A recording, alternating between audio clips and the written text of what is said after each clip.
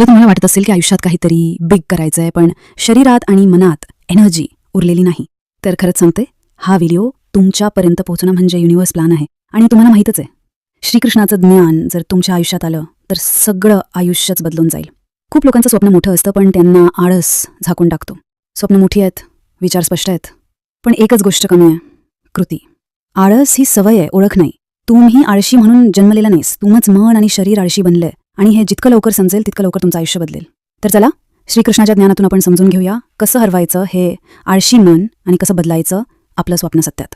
एक लहान विजय मिळवा, स्मॉल विन्स फर्स्ट. श्रीकृष्णाने अर्जुनाला सांगितलं, कृती करत जा, फळाची चिंता करू नकोस. सगळ्यात मोठी अडचण हीच असते की लोक एकदम परफेक्ट करायचा प्रयत्न करतात, पण हे शक्य होत नाही.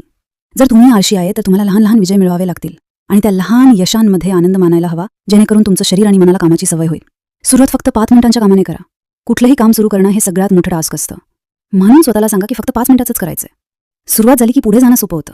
एक छोटी सवय निर्माण करा, जसं की रोज फक्त 1 पान वाचन, 10 पुशअप, स्क्रिप्ट लिहिणं, काहीही असो जे तुमचं कौशल्य वाढवेल. लहान पावलं उचला पण सातत्य ठेवा आणि जे काम कठीण वाटतं त्याची फक्त 2 मिनिटांसाठी सुरुवात कर. मेंदूवर ताबा मिळवा, हॅक युअर डोपामिन. श्रीकृष्ण म्हणतो, इंद्रियांवर तुझा ताबा असायला हवा, तूच तुझ्या मनाचा आणि बुद्धीचा किंग असलाच पाहिजे. आळसाचं मूळ कारण म्हणजे आपल्याला तेच करायला आवडतं ज्यात लगेच आनंद मिळतो, जसं की स्क्रोलिंग, गेम खेळणं, काहीही न करता बसणं. पण खरं यश हळूहळू मिळतं. म्हणून प्रत्येक कंटाळवाण्या कामानंतर स्वतःला एक छोटं बक्षीस दे, जसं की स्क्रिप्ट लिहिली, मग आवडता शो बघ किंवा एखादं आवडतं खाणं खा. काम आणि बक्षीस यामध्ये संतुलन ठेव.